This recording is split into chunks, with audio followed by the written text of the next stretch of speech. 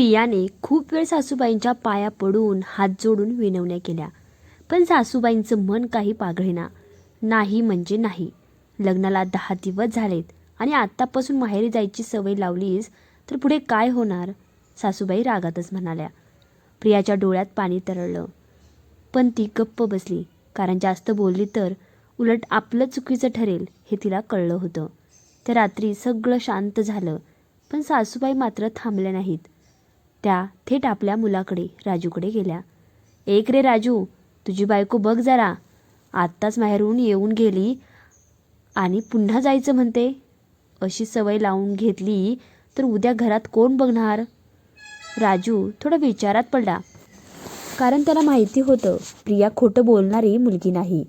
"आई, पण तिची आई खरंच आजारी असेल तर जाऊ दे ना तिला 2 दिवस," तो शांतपणे म्हणाला. ते ऐकताच सासूबाई अजून चिडल्या. "अरे हो, आता बायकोचं ऐकणार ना तू? आम्ही काही नाही नका. आमचं घर, आमचं काम हे सगळं आता कोण बघणार मग?" राजू गप्प बसला. त्याला कळेना काय करावं. दुसऱ्या दिवशी सकाळी प्रिया लवकर उठून सगळं काम करू लागली. अंगण झाडलं, चूल पेटवली, सगळ्यांसाठी नाश्ता केला, पण तिचं मन मात्र कुठेच लागेना. आईचा विचार करून तिचं हृदय धडधडत होतं. थोड्या वेळाने तिने पुन्हा सासूबाईंच्या जवळ जाऊन हळू आवाजात म्हटलं, "आई, मी सगळं काम करून जाईल, फक्त 2 दिवस, मग परत येते. प्लीज जाऊ द्या ना." सासूबाईंनी तिला कटाक्ष टाकला. "काम करून जाशील आणि तुझ्या नवऱ्याचं काय? त्याला डबा कोण देणार? घरातलं एवढं सगळं काम कोण बघणार?" प्रिया थोडी धाडस करून म्हणाली, "मी सगळं करून ठेवते आणि 2 दिवसात मी परत येते. खरंच आई, मला खूप गरज आहे तिथे." पण सासूबाई हट्टावरच होत्या. इतक्यात राजू बाहेरून आला. त्याने प्रियाचा रडलेला चेहरा पाहिला आणि त्याला सगळं समजलं. तो थेट आईसमोर उभा राहिला. "आई, बस झालं आता. प्रिया जाईल माहेरी. तिची आई आजारी आहे आणि ती मुलगी आहे तिची. तिचं तिथं जाणं गरजेचं आहे." सासूबाई एकदम चिडल्या. "म्हणजे आता माझं काहीच ऐकायचं नाही का?" राजू ठामपणे म्हणाला, "ऐकतो ना आई, पण योग्य तेच करायला हवं ना. उद्या आपल्या घरात असं झालं तर? प्रिया नाही जाऊ देणार का मला?" हे ऐकून सासूबाई थोड्या शांत झाल्या, पण त्यांचा अहंकार अजूनही तसाच होता. प्रिया हे सगळं ऐकत होती. तिच्या डोळ्यातून अश्रू वाहत होते, पण यावेळी ते दुःखाचे नव्हते तर थोड्या आधाराचे होते. राजू तिच्याकडे वळून म्हणाला, "तू तयार हो, मी तुला सोडून येतो." प्रिया काही क्षण काहीच बोलली नाही, फक्त तिने मान हलवली. सासूबाई मात्र मनात पुटपुटत होत्या. आज गेली, उद्या रोजच जाईल बघ. सवय लागली की घराचं काही खरं नाही. प्रिया माहेरी आली खरी, पण तिच्या आईची तब्येत काही सुधारायचं नाव घेत नव्हती. उलट तिच्या आईची तब्येत दिवसेंदिवस अजूनच खंगत चालली होती. अंगात शक्ती नाही, उठायलाही त्रास. प्रिया रात्रंदिवस आईजवळ बसून होती. कधी पाणी द्यायची, कधी औषध, कधी डोक्यावर हात फिरवायचा. एक दिवस रात्री आईला अचानक खूप त्रास सुरू झाला. तिला श्वास घ्यायलाही जड जात होता. प्रिया खूप घाबरली. तिचे हातपाय गळाले. तिने लगेच राजूला फोन लावला. "अहो, आईची तब्येत खूपच बिघडली. मला वाटतं मी अजून काही दिवस इथेच थांबावं लागेल." यावर राजू शांतपणे म्हणाला, "अगं, तू काही काळजी करू नकोस. तुझ्या आईजवळ थांब तू, आणि इकडचं मी बघतो. आईचं ऐकू नकोस तू आता." प्रियाच्या डोळ्यात पाणी आलं. "खरंच का?" "हो ग, तू तिथेच थांब," राजू ठामपणे म्हणाला. पण ही गोष्ट सासूबाईंच्या कानावर गेली. त्यांचा राग अनावर झाला. "काय? अजूनही तिथेच बसले?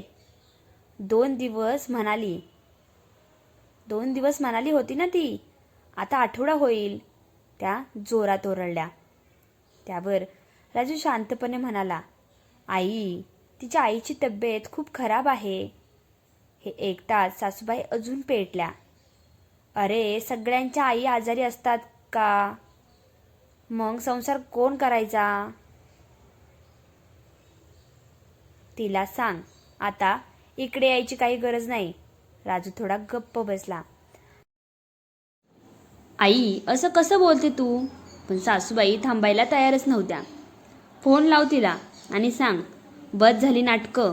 घर सोडून माहेरी बसायचं असेल तर तिथेच बसू दे. आता परत यायची काही गरज नाही. घरात एकदम शांतता पसरली. राजूच्या हातात फोन होता, पण त्याला कळेना आता काय करावं. एकीकडे आईचा राग आणि दुसरीकडे प्रियाची अडचण. त्याला आता कोणाचं ऐकावं हे समजत नव्हतं. प्रिया माहेरी गेली खरी, फक्त 2 दिवस म्हणूनच गेली होती.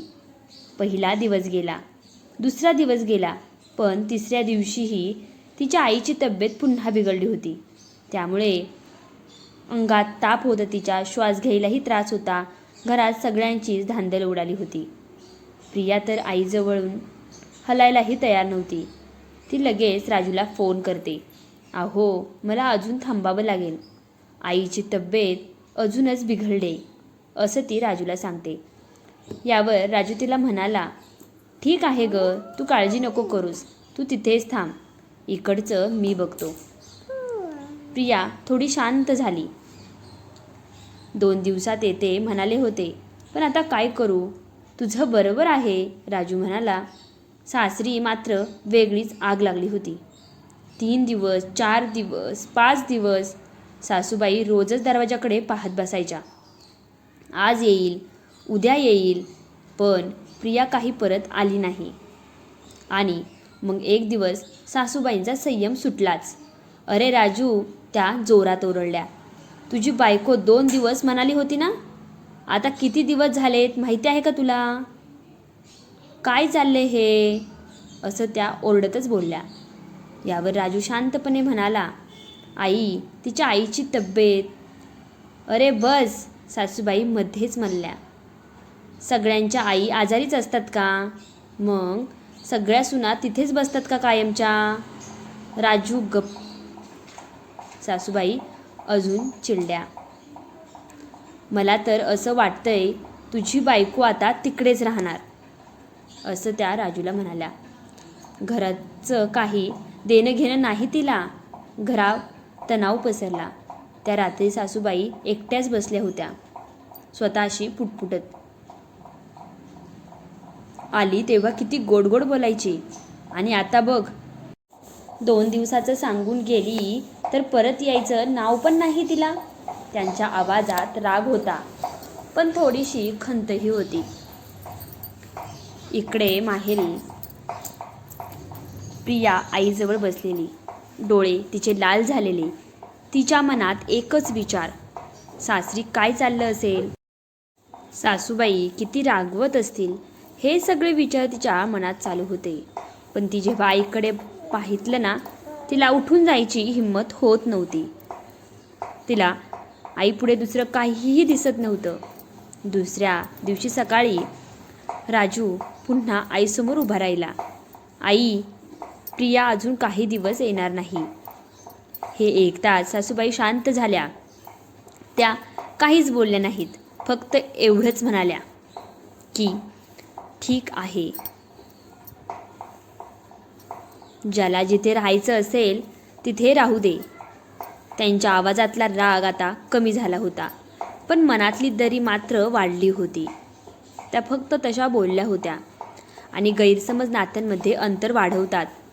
दिवस जात होते, पण घरातील शांतता काही कमी होत नव्हती.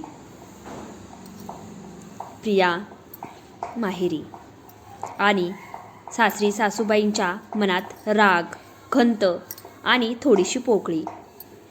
पहिले काही दिवस त्यांनी हट्ट धरला. यायचं असेल तर येईल, नाहीतर नकोच. पण जसे जसे दिवस गेले तसं त्यांचं मन बदलायला लागलं. घरातलं सगळी कामं करताना त्यांना वारंवार प्रियाची आठवण यायची. ही असती तर हे काम केव्हाच झालं असतं. ही असती तर इतकं एकटं वाटलं नसतं. एक दिवस शेजारची काकू आली आणि ती बोलता बोलता सहज म्हणाली, ताई तुमची सून चांगली आहे हो. आईसाठी थांबले, सगळ्यांनाच नाही जमत असं.